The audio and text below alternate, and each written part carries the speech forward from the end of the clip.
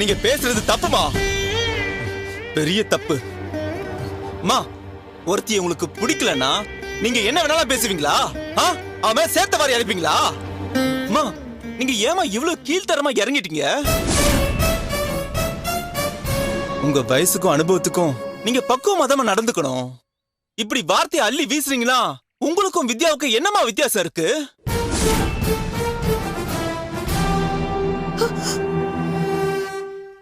நீங்களும் 3 பொண்ணை பெற்றிருக்கீங்கம்மா. இன்னொரு பொண்ணை பத்தி எப்படிமா உங்களால இப்படி தரக்குறைவா பேச முடியுது? மா, உங்களோட பொண்ணை பத்தி யாராவது இப்படி தரக்குறைவா பேசுறாங்கன்னா உங்களால தாங்க முடியுமா? மா, அதே வழிதான் ரஞ்சிதாவுக்கும் இருக்கும். அது ஏமா உங்களுக்கு புரியவே மாட்டேங்குது? அருண், வேண்டாம் அருண். அத்தை கிட்ட எதுவும் சண்டை போடாதீங்க. இல்ல ரஞ்சிதா, நான் எல்லா நேரத்தையும் வாயை மூடிட்டு இருக்கவே முடியாது. இப்போ நான் பேசலனா நல்ல மனுஷனே கிடையாது. டேய் மாப்ள, போதும்டா. இந்த பாரு, ரஞ்சிதாவை கூட்டிட்டு நீ முதல்ல மேல போ. இல்லம்மா, எனக்கு மனசே ஆற மாட்டேங்குது. அம்மா கோவத்தை எவ்வளவோ திட்டி இருக்காங்க. ஏன் கர்ப்பமா இருக்கிற மாதிரி நாடகம் ஆடுறன்னு கூட சொல்லியிருக்காங்க. அப்பெல்லாம் நான் அமைதியா தானே இருந்தேன். ஆனா இப்ப அம்மா பேசுனது நாகரிகமாவே இல்ல. டேய், என் மனசுல பட்டதுதான் நான் சொன்னேன். அதுல என்ன தப்பு இருக்கு? அம்மா, இப்போ நீங்க செஞ்சது கேவலம்னு உங்களுக்கு புரியலையா? அம்மா, இவ வயித்துல வளர குழந்தைக்கு நான் அப்ப இல்லனா அதுக்கு என்னமா அர்த்தம்?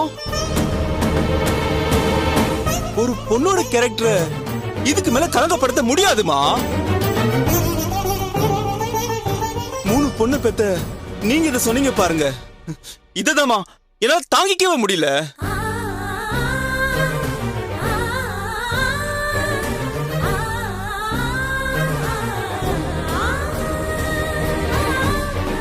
அம்மா, நீங்க ரஞ்சிதாவை பத்தி என்னவா நினைச்சிட்டு இருக்கீங்க? அவளை பத்தி என்ன தெரியும் உங்களுக்கு? அம்மா, ரஞ்சிதா நெருப்புமா. என்ன தவிர வேற யாரும் பக்கத்துல கூட போக முடியாது.